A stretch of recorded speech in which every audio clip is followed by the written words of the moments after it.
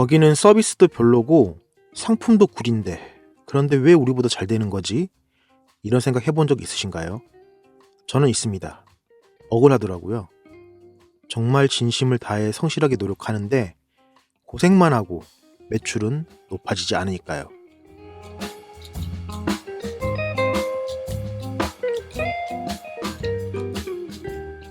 그런데 누군가가 제게 말을 걸었습니다. 진정성 있게 성실히 사업을 해오신 것 같은데요. 어려운 상황에 처해 있는 것 같아 보이시네요. 안타깝습니다. 매정하게 들릴지는 모르겠지만 냉정하게 말해서 아마 대표님은 이 방법을 모르기 때문에 잘 안 되는 겁니다.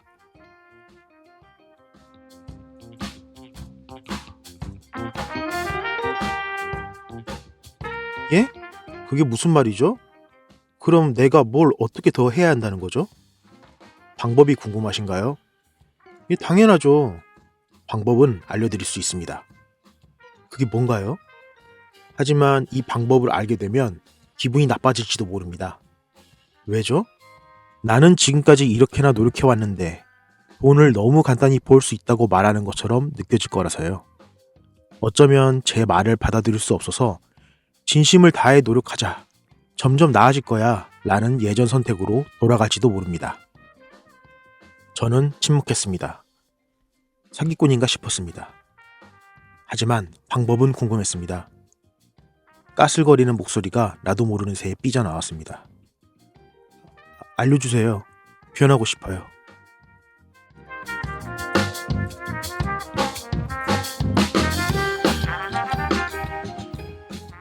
오래 생존하는 소 브랜드가 되고 싶으신가요? 성장하고 싶은 소상공 자영업자의 브랜딩과 마케팅 요정을 나누는 팟캐스트. 오늘은 간판다는 날. 저는 이 팟캐스트의 호스트 이행곤입니다.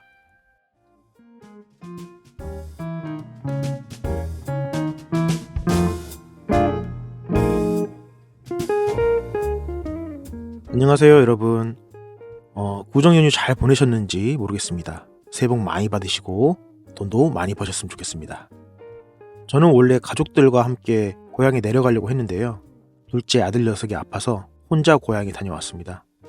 오랜만에 어린 시절 자주 다녔던 동네를 돌아보면서 추억에 젖는 시간을 가졌는데요. 이렇게 명절이 끝나고 나면 서점에 들르곤 합니다. 새 마음 새 뜻으로 리프레시하고 싶어서 말이죠. 그렇게 습관적으로 서점을 돌아다니다 보니까 정신을 차리고 보니까 홀린 듯이 책 3권이 손에 들려 있더라고요. 그 중에 한 권을 거의 2시간 만에 뚝딱 읽었는데요. 책 크기가 작은 편이기도 하고 쉽게 읽히는 편이라 짧은 시간에 해치울 수 있었습니다.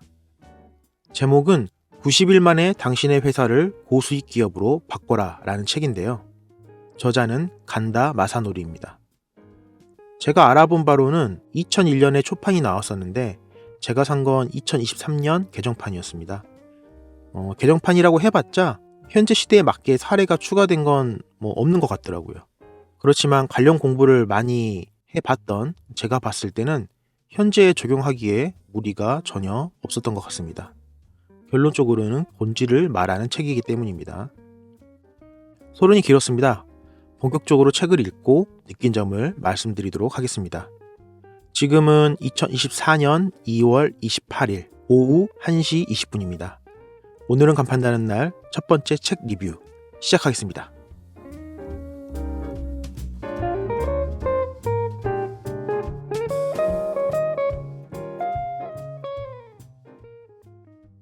이 책은 다이렉트 리스폰스 마케팅을 기반으로 쓰여있는 책이거든요. 자본주의 끝판왕 미국은 마케팅 천국이기도 하죠. 수많은 마케팅 방법론이 수입이 되어서 국내에 소개되곤 하는데요. 그중 다이렉트 리스폰스 마케팅은 100년이 넘는 정도의 역사를 자랑한다고 합니다. 요즘에는 퍼널 마케팅이라는 이름으로 활발하게 유통되는 것으로 보이는데요. 국내에서 유명한 마케팅 강의에서는 한국인의 귀에 와닿는 용어로 조금 바꾸고 한국 특성에 맞추어서 조금씩 각색해서 돌고 있는 듯합니다. 저도 2016년 정도에 간판다는 날 온라인 사업의 초창기 시기였거든요. 그때 간판 시공을 원하시는 고객님들을 모으기 위해서 이 방법론을 사용했었습니다. 그리고 꽤 괜찮은 성과를 올렸던 기억이 있어요. 제게는 퍼널 마케팅이란 용어가 더 익숙하기 때문에 이후부터는 다이렉트 리스폰스 마케팅을 퍼널 마케팅이라고 부르도록 하겠습니다. 제가 책을 읽어본 결과 이 책은 퍼널 마케팅을 라이트하게 설명한 버전에 가깝다라고 느꼈습니다. 퍼널 마케팅을 아예 모르시는 분이라면 이 책을 입문으로 시작해도 괜찮다라고 생각을 했고요. 아주 깊고 상세한 버전을 알고 싶다면 러셀 브런슨이 쓴 마케팅 설계자를 읽어보는 것을 추천드립니다. 번역이 머릿속에 착 감기는 느낌으로 된 건 아니지만 개인적으로 100만 원이 넘는 유료 강의급 내용을 담고 있다고 생각해서 놀랐던 기억이 있습니다. 그렇지만 앞서 말씀드렸듯이 마케팅 설계자는 책도 두껍고 내용도 깊고 심오해서 초보자가 바로 따라하기는 어려울 것 같더라고요. 찍먹을 해보고 싶다면 오늘 소개해드리는 이 책을 추천드리고 싶습니다. 개념을 파악하는 정도에서는 충분히 좋은 책이에요. 혹시나 해서 말씀을 드리는 건데요. 이 책은 제가 제 돈을 직접 주고 사서 읽은 소감을 베이스로 지금 방송을 만들고 있는 것이고요. 절대로 광고는 아닙니다. 당연히 오늘은 책에 있는 모든 내용을 다루려는 건 아닙니다.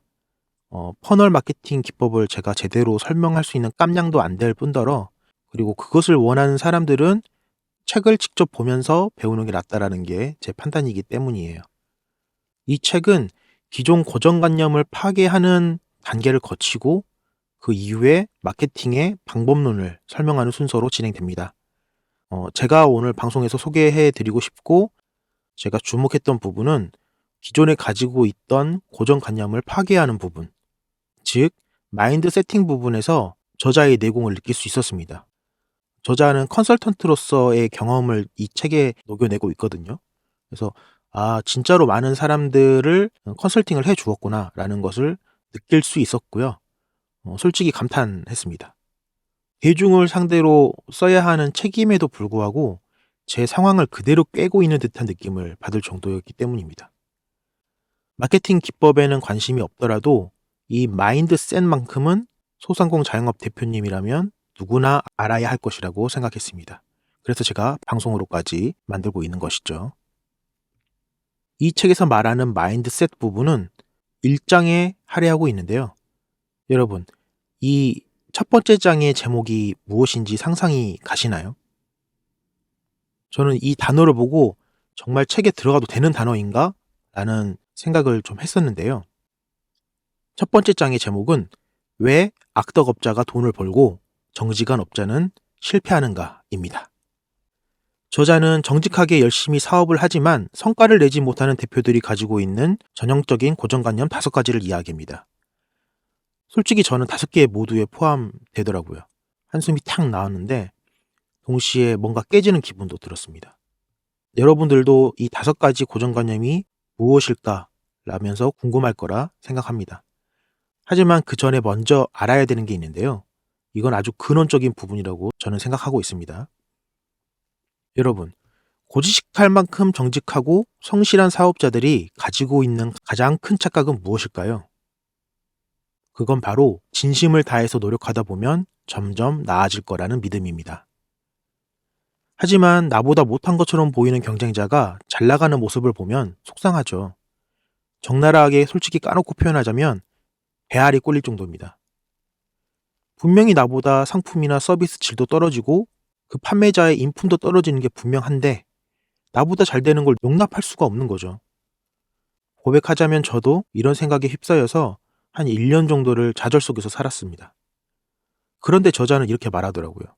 진심과 수익은 아무런 관련이 없다고 말이죠. 이게 너무 맞는 말인데 그래서 오히려 신선한 충격이었던 것 같아요. 잘 안 되는 이유를 합리화하는 상황이 누적되면서 이상한 고정관념이 생긴 거라는 걸 제가 깨닫게 되었거든요. 이 생각해보면 고성장기 시대에는 매출이 꽤 괜찮았습니다.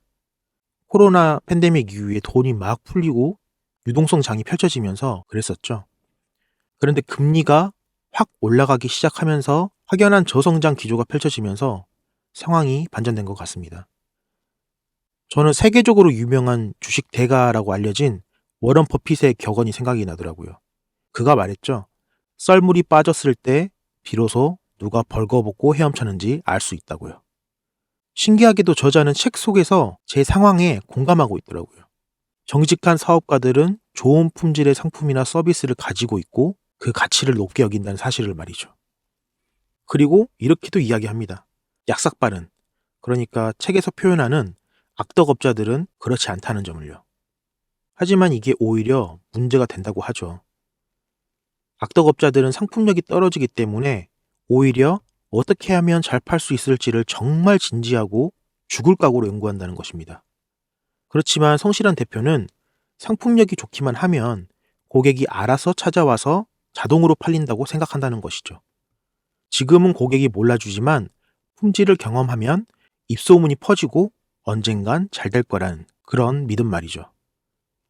게다가 성품이 정직한 사람들이기 때문에 한 명의 고객에게 최대한 시간을 많이 들여 판매하려고 노력한다는 것도 문제라고 말합니다. 그러다가 문득 정신 차리고 보면 비효율의 극치를 달리게 된다는 말이죠. 완전히 제 이야기였습니다. 정리하자면 악덕업자들은 판매 방법에 목을 매고 정직한 사람들은 상품력에 목을 맨다는 것입니다. 그리고 이 조금의 차이가 큰 매출의 격차를 만든다는 것이죠. 조금은 결이 다른 비유일 수도 있겠지만 공부법을 알고 효과적으로 시험을 치르는 학생과 무식하도록 성실하게 공부하고 시험을 치르는 학생의 차이라고 할 수 있을 것 같습니다. 그렇다고 좌절할 필요는 없다고 저자는 말하고 있습니다. 정직한 사람들이 잘못한 게 아니다. 당연히 장점이 있다. 성실함과 신용이라는 최대 장점. 그리고 이것들은 짧은 시간에 이룰 수 있는 게 아니라고 말이죠.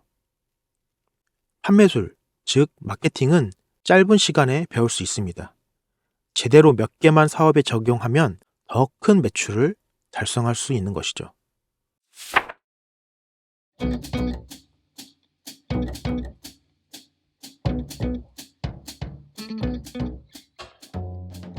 그럼 지금부터 저자가 이야기하고 있는 성실하고 정직한 대표님들이 가지고 있는 5가지 고정관념에 대해 소개드리겠습니다. 앞서 말씀드렸지만 저는 이 5가지 모두에 포함되더라고요. 이 방송에 나오는 내용은 책 내용을 그대로 읽지는 않고요. 조금 더 와닿을 수 있도록 제 나름대로 내용을 좀 덧붙여 보았습니다.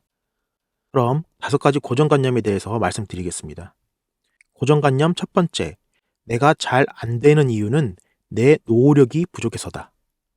고정관념 두 번째, 이제 우리 가격이 가장 싸. 그러니까 잘 팔리기 시작할 거야.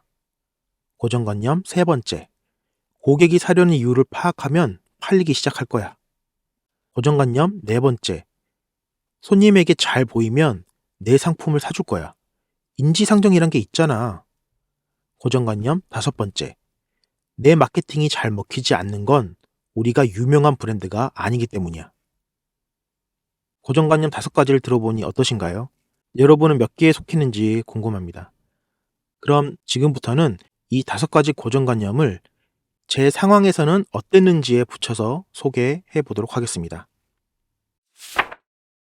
첫 번째 고정관념은 내가 잘 안 되는 이유는 내 노력이 부족해서다 이죠. 저희 간판다는 날의 대표 상품은 헤리티지 100년 가게 철제 A형 입간판인데요. 처음 온라인 시장에 진입했을 때가 2019년 정도였어요. 그때는 경쟁자가 몇 없는 시기였던 것 같거든요. 그래서 그때는 제가 차별화를 가져가고 싶어서 인테리어가 잘 된 카페를 빌리고 거기에 입간판을 세워서 사진을 찍었습니다. 다른 데들은 거의 공장에 세워놓고 그냥 찍는 그런 형식이었거든요, 대부분이. 그래서인지 팔리기 시작하더라고요. 그런데 어느 날부터인지 경쟁자가 몰려들기 시작했습니다. 이게 바로 느껴지더라고요. 저희 판매량은 떨어지기 시작했고요. 당연히 판매량을 올리려고 노력을 많이 기울였겠죠. 페이스북이나 인스타그램 광고를 돌려보기도 하고 네이버 광고도 열심히 돌렸습니다. 근데 이제 매출은 올라가는데 광고비도 같이 올라가다 보니까 순수익이 변변치 않더라고요. 이게 광고비는 순마진에서 빼야 되는 거기 때문에 남는 게 별로 없었어요. 이게 열심히 일을 해가지고 페이스북, 그러니까 지금의 메타죠. 메타나 네이버 같은 광고 플랫폼의 배만 불려준 꼴이었습니다. 저는 이렇게 광고 이외에도 상세 페이지 개선에도 최선의 노력을 했습니다. 오랜 결심 끝에 제 얼굴도 공개하고 그리고 제품 사진도 다시 찍고 입간판 크기랑 색상도 다변화했죠. 결과는 어땠을까요? 그 전보다는 확실히 나아졌어요. 그렇지만 만족할 만한 성과는 분명히 아니었던 것 같습니다. 저희는 모든 과정을 직접 컨트롤해서 최고의 상품을 손님에게 보내드리고 있었습니다. 화면 디자인 상담도 직접 하고 제작도 공장에서 직접 하고요. 배송도 3PL이라고 해서 물류업체가 따로 많이 있는데 저희는 직접 택배차를 불러서 상차해서 보내는 방식으로 진행했었어요. 그런데 이게 판매량을 체크해 보면 경쟁사랑 비교할 수가 없더라고요. 뭐 중국산이 지금은 무조건 나쁘다라고 말씀을 드리는 건 아니지만요. 경쟁자들은 중국산을 팔았습니다. 그런데 제가 전문가 입장에서 봤을 때는 이게 쉽게 파손이 되거나 찌그러질 수 있는 그런 정도의 상태였거든요. 그리고 상세 페이지 사진도 그냥 뭐 알리바바나 이렇게 외국 도매 사이트에 올라와 있는 상세 페이지 사진을 뭐 중국말이나 이런 것도 번역 없이 바로 뜯어 가지고 쓰는 경우도 꽤 있었고요. 속된 말로 구리다고 하죠. 네. 그런 상태였어요. 그리고 상세 페이지에 들어간 내용도 당연히 성의가 없었죠, 저희보다는요. 그런데도 그 경쟁자들이 저희보다는 적게는 한 1.5 배에서 많게는 3 배를 파는 뭐 그런 기간도 있었습니다. 뭐 저희는 리뷰가 5 점 만점에서 4.9 점이었고 경쟁자들은 리뷰가 4.5 점 정도였어요. 그리고 실제로도 리뷰 안에서 심각하게 불만을 표출하는 그런 리뷰도 어렵지 않게 발견할 수 있었고요. 저는 도무지 이해가 안 가더라고요. '이렇게 노력하는데 왜 이렇게 안 되지?' 그런 생각이 들어서요. 그렇게 1년 정도를 매달렸습니다. 근데 그런데 바뀌는 건 없었고요. 제 아내가 제 사업을 많이 신경 써서 봐 주는데 이제 아내가 "오빠 이제 입간판은 그만하자. 할 만큼 했는데 안 되잖아."라고 말할 정도였습니다. 근데 저는 도저히 동의가 안 되더라고요. 더 노력할 부분이 있을 거라고 생각했습니다. 우리 입간판이 한참 잘 팔렸을 때는 '이 정도로 팔았는데.'라는 그런 상한선이 제 머릿속에 딱 있다 보니까 '아직 여력이 있다.'라는 생각을 놓을 수가 없었거든요. 그런데 책에서 저자는 이렇게 말하더라고요. "상품이 팔리지 않는 것은 여러분의 탓이 아닙니다."라고요. 정말 이 문구를 읽는 순간에는 저자가 제게 직접 얼굴을 맞대고 말해 주는 느낌을 받았습니다. 열심히 노력해도 팔리지 않는 것이 있어요. 안 팔리는데 그 상품에 매달려 있으면 매출은 결코 나아질 수 없어요. 라고 말이죠. 최선을 다해서 모든 방법을 연구하고 적용했는데 그래도 반응이 없으면 물러나야 한다고요. 같은 노력을 다른 상품에 옮기면 더 나은 매출을 올릴 수 있다고 말이죠. 심지어 그런 상품은 얼마든지 있다고 말하기도 합니다. 더 충격적인 건 석 달을 노력해도 나아지지 않으면 쿨하게 포기하라는 조언이었습니다. 저는 1년 넘게 매달렸단 말이죠. 그렇다면 왜 어떤 상품은 노력해도 잘 팔리지 않을까? 이게 이제 궁금한 거죠. 저자의 설명은 그 상품이 팔리는 시장이 성숙기에 들어섰기 때문이라고 말해 주었습니다. 이 부분에서 제가 정말 약간 현타가 가까운 게 왔어요. 시장의 성숙기가 뭔지를 알고 있었거든요. 그래서 더 좀 현타가 왔죠. 제가 아는 걸 잠깐 이야기하자면 제품 수명주기 5단계라는 이론이 있습니다. 이게 제품마다 각 단계의 기간이 다르긴 한데요. 판매하는 제품이 어느 단계에 속해 있는지에 따라서 전략을 좀 다르게 가져가야 한다는 거거든요. 이 제품 수명 주기 5단계는 이런 식으로 진행되는데요. 맨 처음에 개발되는 시기가 있습니다. 그리고 이게 시장에 도입이 되는 시기가 생기죠. 그래서 시장에서 고객들의 반응이 얻기 시작하면 이제 성장하는 시기가 옵니다. 그리고 많은 사람들이 이제 익숙하게 쓰고 그렇게 되면 이제 성숙기에 도달하게 되죠. 그다음에는 이 제품이 인기가 시들시들해지는 순간들이 오겠죠. 왜냐면 사람들은 쉽게 질려하기도 하고 그 상품을 대체할 만한 다른 새로운 상품들은 시도 때도 없이 쏟아져 나오기 때문이죠. 그렇게 되면 이제 쇠퇴기를 맞이하게 되는 그런 과정을 거치는데요. 이 팟캐스트를 들어주시는 주요 청취층이 40대 이상이니까 시티폰을 예로 들어볼까요? 사람들은 삐삐가 불편하다고 여기기 시작했죠. 물론 집 전화에 붙들려 있을 필요가 없어 가지고 그 당시에는 최신 기기이긴 했지만 이게 수신 메시지를 확인하려면 결국에는 공중전화를 이용하러 찾아가야 했기 때문이죠. 이런 사람들의 수요를 확인하고 시티폰을 개발하게 됩니다. 그리고 출시하죠. 시티폰을 처음 사는 사람들은 누굴까요? 얼리 어답터들입니다. 첫 제품은 항상 가격이 높고 대중화가 되어 있지 않는데요. 높은 금액을 주고 구매 실패 리스크를 지면서까지 신제품을 사는 사람들이 있습니다. 그 사람들을 얼리 어댑터라고 부르죠. 돈의 가치보다는 새로운 경험을 더 중요하게 생각하는 사람들입니다. 그렇게 얼리 어댑터들이 사서 그 제품을 쓰다 보면 일반 대중이나 구매 리스크를 더 적게 지려는 사람들도 관심을 갖게 되고 결국은 사게 됩니다. 당연히 많은 사람들이 살수록 가격이 떨어지니까 그렇게 시소의 중심이 다른 쪽으로 넘어가기 시작하면서 이게 수평을 맞추게 됩니다. 시장이 성숙하게 된다는 이야기인데요. 지금 대부분의 사람들이 스마트폰을 사용하고 있는 것처럼 말이죠. 실제로 스마트폰 시장도 성숙기에 들어서면서 애플이나 삼성 같은 제조사들은 개발도상국에 관심을 쏟고 있는 중이기도 하죠. 나라 경제 상황에 따라서 그 시장의 사이클도 달라지기 때문입니다. 하지만 시티폰은 치명적인 약점이 있었습니다. 이 공중전화망을 벗어나면 통화가 안 된다는 거죠. 이동전화에 대한 사람들의 인식이 일반화되었고 더욱 편하게 사용하고 싶다는 니즈와 원치를 파악한 제조사들은 피처폰을 개발합니다. 그러니까 스마트폰 이전에 휴대폰이죠. 그리고 그게 출시되면서 시티폰은 급격한 쇠퇴기에 접어들었습니다. 그렇게 지금은 박물관에서나 볼 수 있는 역사 속으로 사라진 물건이 되었습니다. 이 정도면 이해가 되셨을 거라 생각하는데요. 제품 시기 중에 성숙기에 접어든 상품은 팔기 위해서는 그 비용이 증가할 수밖에 없습니다. 왜냐하면 경쟁자가 풍부한 시장이기 때문이죠. 그리고 당연히 고객들은 그 경쟁자 속에서 취사 선택 구매를 할 수 있기 때문이고요. 그러니까 당연히 구매 전환율은 떨어지겠죠. 게다가 그런 성숙기에 접어든 상품들은 품질과 고객 구매는 관계가 없다고 저자는 말하고 있습니다. 이게 무슨 말인가 싶죠. 품질이랑 고객 구매가 관계가 없다니요. 그런데 제가 이 다음에 저자의 설명을 듣고 이게 내 이야기구나 라는 걸 정말 알게 되었는데요. 고객은 품질이 좋은 상품을 사는 게 아니라 품질이 좋아 보이는 상품을 산다는 겁니다. 이게 정말 저는 대단한 인사이트라고 생각하거든요. 온라인상에서 고객이 우리 상품이랑 서비스를 접하는 시대가 너무 당연시된 요즘에는 이게 진짜 맞는 이야기라고 생각을 해요. 사람들은 이미지나 영상을 보고 구매를 결정하죠. 실제 품질은 사서 사용해보지 않으면 인지할 수가 없다는 건데요. 우리 상품은 질이 좋으니까 잘 팔릴 거야 가 안 통하는 이유가 명확하게 설명이 되더라고요. 저자는 단언합니다. 상품에 혁신이 더해지거나 지금 상태의 상품을 유명인이 언급해주는 경우가 아니라면 더 많이 팔기 어렵다고요. 자, 이번에는 두 번째 고정관념인 이제 우리 가격이 가장 싸.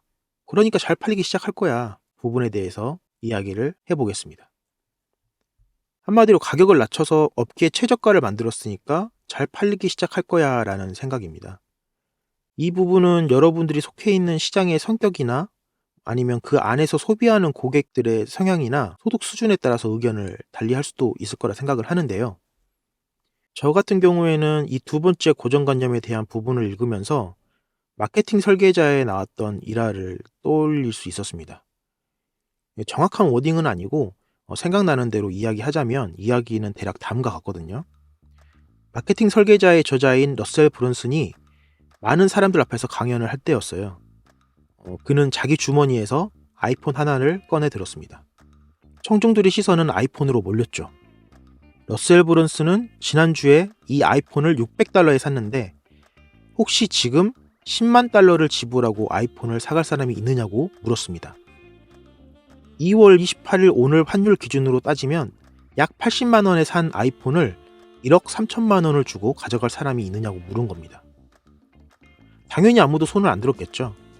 러셀 브론슨은 추가 설명을 곁들였습니다. 지금 이 아이폰 안에는 자기가 진짜 가치 있다고 생각한 강자의 자료가 저장되어 있다고 말이죠. 대부분 온라인에서 살 수도 없는 그런 희귀한 자료라고 말합니다. 그리고는 지금까지 자기가 모은 최고의 셀럽과 멘토들의 진짜 연락처가 들어있다고 말합니다. 지금 바로 연락 가능한 번호 말이죠. 그리고는 다시 물었습니다. 자, 이 아이폰을 $10만 사갈 사람이 있나요? 청중들은 어떻게 했을까요? 3명이 손을 들었습니다.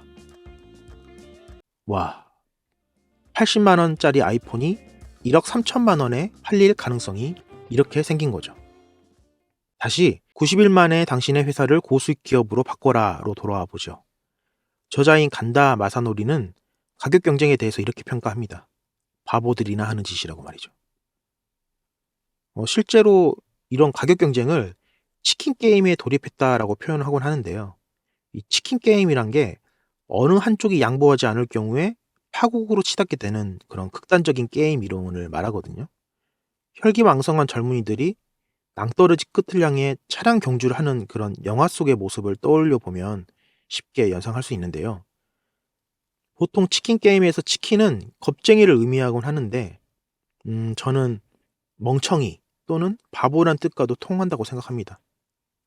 닭대가리라는 용어가 괜히 사용되는 게 아니겠죠. 하지만 치킨 게임이 마냥 바보들의 전략이기만 한 것도 사실은 아닙니다. 특히 가격의 치킨 게임은 이 시장을 장악하기 위한 가장 좋은 방법이기도 한데요. 만약 여러분이 지금 말씀드리는 이 조건에 해당하는 그런 사람이라면 지금 당장 치킨 게임을 버릴 수가 있습니다. 그 조건이란 시장 1등을 하는 브랜드고 자본이 충분히 넉넉하다면 말이죠.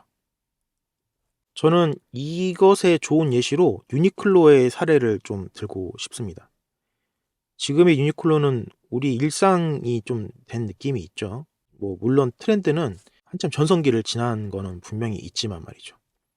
그렇지만 이 처음 유니클로가 등장한 그 시기의 느낌을 저는 생생하게 기억하고 있거든요. 이게 국내 기준으로요. 이 패스트 패션이라는 그런 기치를 앞세우고 들어온 유니클로는 그쪽 분야의 선두 주자인데요. 질 좋은 옷을 싼 가격에 팔아서 시장을 순식간에 장악했죠. 2019년에 한일 무역 분쟁에서 시작한 기억하실 거예요. 일명 노노 재팬 운동. 네, 그걸로 타격을 받기 전까지도 제가 느끼기에는 유니클로 분위기는 좋았던 걸로 기억합니다. 유니클로가 국내에 수입된 그 당시에 정말 많은 경쟁사도 이런 시장이 있구나 하면서 마구 뛰어들었던 기억이 납니다. 그런데 지금 보면 어떻죠? 결국에는 유니클로만 남았다고 볼 수 있겠죠.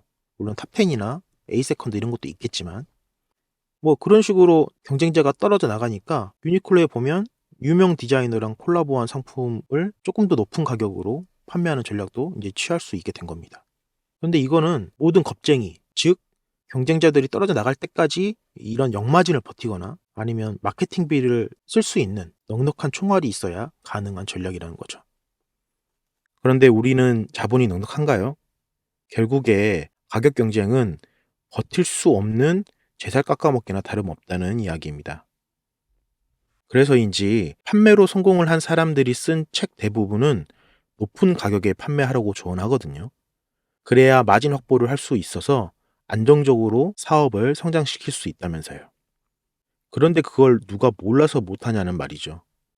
알아도 판매가 잘 안 돼서 순식간에 매출이 곤두박질 치고 그렇게 되면 빚을 지게 되는 이런 악순환의 늪에 빠질까봐 겁나서 못하는 거죠.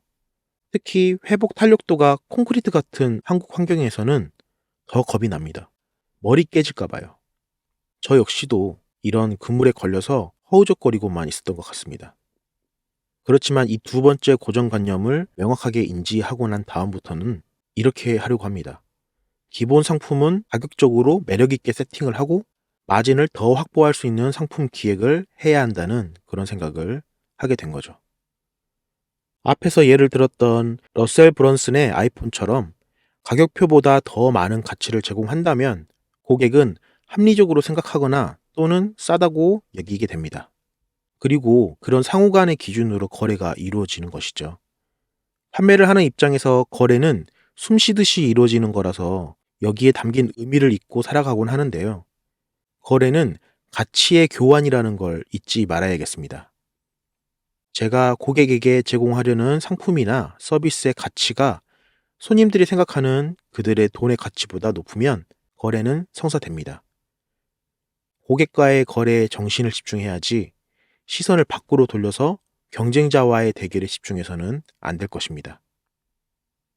실제로 저는 이 현상을 제대로 경험하게 되었는데요. 저희 제품 중에 500m LED 조명 입간판이라는 제품을 판매하고 있습니다. 가격은 20만 원 중반대고요. 이 입간판을 구매한 고객님과 만나서 이야기를 할 일이 있었는데요. 조명 입간판이 다른 일반적인 비조명 입간판보다 가격이 비싼데 어떻게 느끼셨는지를 물어봤습니다. 고객님이 이렇게 답변하시더라고요. 처음에는 부담스러웠죠. 예산이 20만 원 언더였어 가지고요. 그래서 이 고객님은 살까 말까를 고민을 하고 있었다고 합니다. 그런데 상세 페이지 내용 중에 가게 사진을 무료로 찍어준다는 내용을 보게 되었는데요. 그걸 보니까 완전히 괜찮은 가격 같더라고요. 어차피 사진은 필요한데 저보다는 잘 찍어주실 거잖아요. 저는 이 대답을 듣고 나서 아, 그렇구나 라는 생각을 하게 됐습니다. 이건 실제로 2월 26일에 제가 사진을 찍어주러 고객님의 가게에 방문한 다음에 직접 나눈 대화의 내용입니다. 저자 말대로 할인은 누구라도 시도할 수 있는 방법이겠죠. 너무 쉬운 방법이라 바보라도 할 수 있는 방법이라고 말합니다. 책에서 솔직하게 세게 이야기를 하니까 더 잘 와닿긴 했습니다. 원래는 저작권 이슈가 생기면 귀찮아지니까 웬만하면 원문을 옮기려고 하지 않았는데 이 파트에서 이 부분은 그대로 읽어 드리겠습니다. 너무 중요하다고 생각을 해서 말이죠.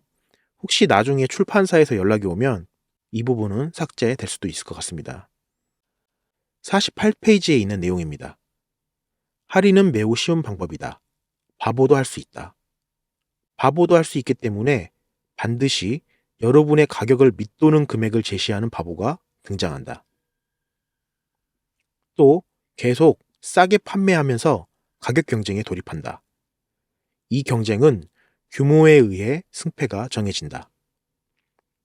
대형 판매점을 적으로 돌려 경쟁하게 된다면 죽창으로 전투기를 떨어뜨리려는 행위와 같다. 원시인의 전법이기 때문에 당연히 시도조차 하지 말아야 한다. 그렇다면 어떻게 해야 현명할까? 답은 이미 제가 앞에서 말씀드렸죠? 예, 더 자세한 내용은 책을 직접 사서 읽어보시길 다시 한번 권해드립니다. 노파심에 오해하실까봐 다시 말씀드리지만 이건 협찬도 아니고요. 광고도 아닙니다. 진짜 내돈내산 후기입니다. 세 번째 고정관념은 고객이 사려는 이유를 파악하면 팔리기 시작할 거야 라는 오해입니다. 처음 온라인에서 입간판을 판매하기 시작했을 때 저는 이렇게 생각을 했었던 것 같습니다. 진정성을 가지고 정직하게 상품을 설명하면 고객이 사줄 거라고 말이죠. 고객은 무언가를 살 때 이성적으로 비교하고 판단해서 살 거라고 생각했습니다. 하지만 이건 오해였어요. 공부를 계속 해가고 경험이 쌓이면서 조금씩 깨닫게 된 결론은 이겁니다. 고객을 감정적으로 구매 설득을 해야 판매가 된다는 사실입니다. 여러분은 어떻게 생각하시는지 모르겠어요. 팩트를 나열하고 경쟁사와 비교 우위를 잘 보여주면 사람들이 냉정하게 판단해서 사게 될까요? 제 경우에는 주요 고객이 30대 여성 대표님들이라 그렇게 반응은 하지 않았습니다. 참고로 제가 받았던 교육에서 30대에서 40대 사이의 남성들은 조금 구매하는 성향이 다르다는 이야기를 듣긴 했습니다. 하지만 대부분의 고객은 감정적인 판단을 계기로 무언가를 산다는 게 정설이죠. 저자는 이 점을 명확하게 짚어냅니다. 인간은 논리적 근거로 상품을 구매하지 않고 감정을 바탕으로 산다고 말이죠. 그리고 이렇게 감정을 바탕으로 산 후에 이론으로 자기 선택을 정당화시킨다고 덧붙입니다. 저는 이 부분을 읽고 무릎을 탁 쳤습니다. 평소에 제가 해왔던 구매 패턴이기에 이해를 완벽하게 할 수 있었던 것 같아요. 그런데 이게 이렇게 완벽하게 이해했으면 제 사업에 적용이 되어야 되는데 말이죠. 생각보다 제 사업에 적용이 잘 안 되더라고요. 제가 남자라서 그럴 수도 있고요. 팩트와 데이터 기준으로 상품을 기획하고 만드는 일을 오래 한 사람이라 그런가 싶기도 합니다. 아니면 감성을 건드린다는 건 뭔가 명시적으로 딱 이렇게 해라가 통용되지 않는 영역이라 그런가 싶기도 합니다. 그렇겠죠. 그러니까 카피라이터라는 직업이 따로 있는 것이겠죠. 여튼 중요한 건 고객을 팩트로 설득하려고 온갖 애를 쓰는 것보다는 고객 스스로가 자신을 설득할 수 있도록 감정을 건드릴 수 있는 내용으로 넌지시 옆구리를 찔러 주어야 할 것 같습니다. 옆구리를 찔러준다라고 말을 하고 나니까 넛지라는 책도 제대로 읽어봐야겠다는 생각이 드네요. 네 번째 고정관념에 대해서 이야기 나눠보겠습니다. 네 번째는 손님에게 잘 보이면 내 상품을 사줄 거야.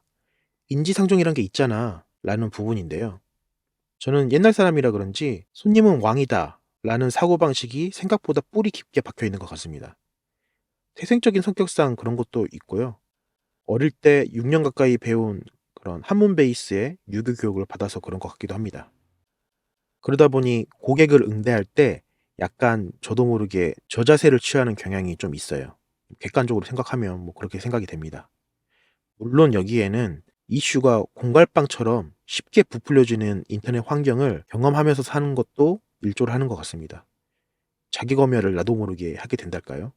사업을 할 때 리스크 관리를 해야 되기 때문에 더 그런 것도 있습니다. 그런데 이번 파트에서 저자는 고객의 마음에 들려고 애쓰면 애쓸수록 을이 된다고 말합니다. 누군가는 팔아야만 하고 또 다른 누군가는 사주는 입장 사이에서 거래는 갑을 관계가 형성되는 건 당연하지만요. 최소한 동등한 수준의 파트너 관계가 될 수 있도록 포지셔닝 해야 한다는 의미였죠. 그런데 동등한 수준의 파트너 또는 더 나아가서 판매자가 갑의 위치에 설 수 있는 방법은 무엇이 있을까요? 저자의 표현대로 희소한 포지션에 위치해야 합니다. 예를 들어 고객이 무언가를 요구할 때 아이고 언제든지 연락만 주세요 라든지 아니면 최대한 맞춰드리겠습니다. 언제까지 얼마 정도로 원하시나요? 등의 자세로 응한다면 고객이 우리를 어떻게 볼까요? 완벽한 의리구나 라고 무의식적으로 인식할 확률이 높을 겁니다. 자연스레 매력도가 떨어지는 거죠. 오히려 저희가 지금 주문이 너무 밀려 있어서요. 내부적으로 체크한 다음에 답변 드려도 될까요? 이 정도로 답한다면 손님에게 희소한 판매자로 포지셔닝 할 수 있을 겁니다. 이 판매자는 나한테 도움을 주는 사람이구나 라고 무의식적으로 인식하게 될 수 있다는 이야기죠. 사람은 자기가 원할 때 착착 손에 넣을 수 있는 것에는 가치를 두지 않는 편입니다. 공기나 물 등이 그렇죠. 명품은 너무너무 비싸지만 많은 사람들이 사고 싶어 하는 것을 보면 쉽게 이해할 수 있는 부분입니다. 그리고 희소성이 있는 상품, 서비스, 노동력을 획득하게 되었을 때 고객은 더 큰 만족감을 느낄 겁니다. 물론 알고 있습니다. 고객의 요구에 응하는 이 멘트의 차이로만으로 해서 이런 희소한 포지션에 무조건 들어갈 수는 없겠죠. 그 기반에는 당연히 전문가라는 직업적인 가치가 깔려 있어야 할 겁니다. 요즘 유튜브를 보면 땡땡파리라는 이슈가 판을 치고 있는데요. 성공파리라든지 아니면 강의파리 같은 그런 것 말이죠. 그런데 이 세상에는 무언가를 팔지 않는 사람은 없습니다. 그런 사람은 존재하지 않아요. 사람의 약한 마음을 건드려서 사기치는 땡땡파리들을 옹호하려는 게 아니고요. 정말 우리 모두는 다른 사람들한테 무언가를 팔고 있다는 이야기를 하고 싶은 겁니다. 이 방송을 주로 듣고 있을 회사의 대표님들은 당연히 고객을 대상으로 자기의 상품이나 서비스를 팔고 계시겠죠. 하지만 만약 방송을 듣고 있는 여러분이 직장 생활을 하는 사람이라고 하더라도 여러분 역시 다른 사람에게 무언가를 팔고 있다라는 사실은 변함이 없습니다.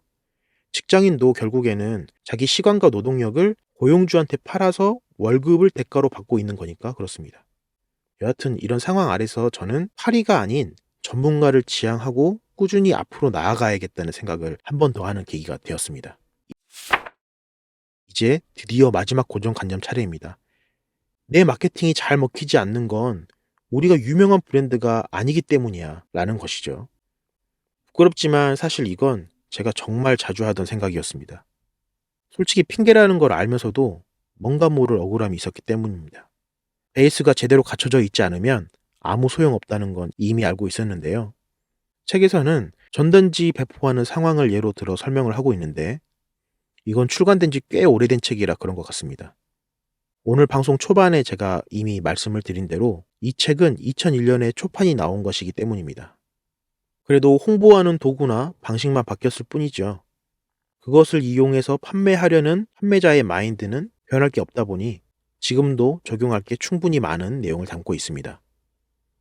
저 같은 경우는 전단지를 배포할 일이 없기 때문에 대신 온라인 상세 페이지를 기준으로 생각해 봤습니다. 여러분도 자기 상황에 맞추어서 생각해 보시길 바랍니다. 저는 꽤 오랜 시간 동안 이런 생각을 했던 적이 있습니다. 우리 상세 페이지가 다른 곳보다 훨씬 낫고 정성스러운데 왜 안 팔리는 거야? 경쟁사가 훨씬 유명하니까 그런 것 같은데, 이렇게 말이죠. 이 생각에 몰두하게 된 저는 몇 달간 정말 괴로웠습니다. 사실 지금도 완전히 떨쳐지진 않은 그런 생각이거든요. 이런 상황에서 저자가 크게 제 뒤통수 한 방을 때려주더라고요. 그렇게 생각하는 건 과대망상이거나 판매자 관점에서만 평가하기 때문이라고 말이죠.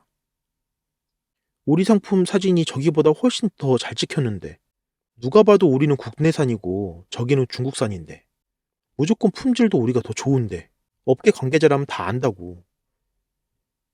이런 생각들은 제가 소비자의 입장이 되었다고 가정하고 생각해 보니까 확실히 알겠더라고요. 잘못 생각하고 있다라는 걸요. 예를 들어 만약 물티슈를 판매하는 판매자가 방금 제가 했던 그런 투정을 이야기했다면 어떨까요? 여러분은 어떨 것 같은가요?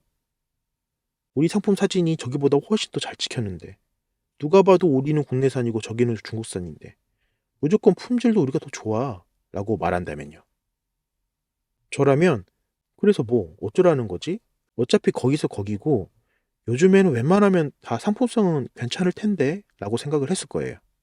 그리곤 이렇게 생각이 이어질 것 같은데요. 여기도 나쁘지 않은 것 같긴 한데 다른 데는 더 괜찮은 데가 있지 않을까? 더 돌아볼까? 라면서 다른 상세 페이지로 가버렸을 겁니다. 소비자 입장에서의 저는 이렇게 생각을 하는데 이게 참 신기하죠? 판매자 입장으로 돌아오면 이런 소비자의 관점을 홀라당 까먹어 버리거든요.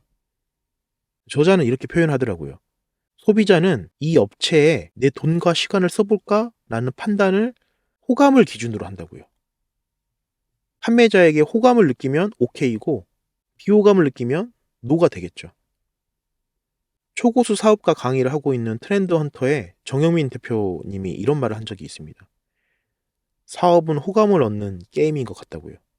그때도 제가 맞네 그렇네 라면서 극공감을 했었는데 이게 나이가 있어서 그런지 금세 까먹어 버렸습니다. 호감은 감정입니다. 좋은 감정, 좋은 느낌. 고객이 판매자인 우리에게 이런 감정을 느낄 수 있도록 하나씩 개선해 가야겠다고 생각했습니다. 더 예쁜 사진을 찍고 포장에 신경 쓰고 덤 하나라도 더 주려고 노력하고. 판매하는 저라는 사람은 똑같은 사람이지만 후줄근한 추리닝을 입고 고객을 맞이하는 것과 말끔하게 챙겨 입고 맞이하는 건 손님이 느끼는 호감도 측면에서 분명히 유불리가 있을 겁니다.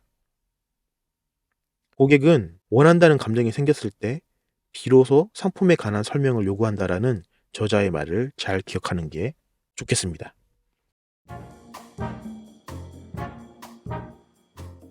이렇게 해서 왜 악덕업자는 성공하는데 정직한 업자는 실패하는가에 대해 이야기해 보았습니다.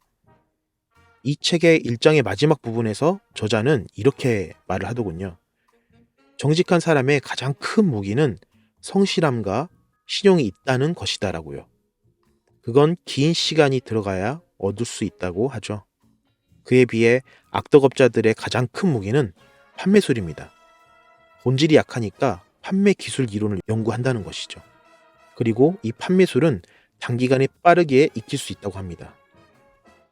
아이러니하고 안타까운 일이지만 정직한 사람들은 이 판매술이 없어 잘 안 된다는 거죠.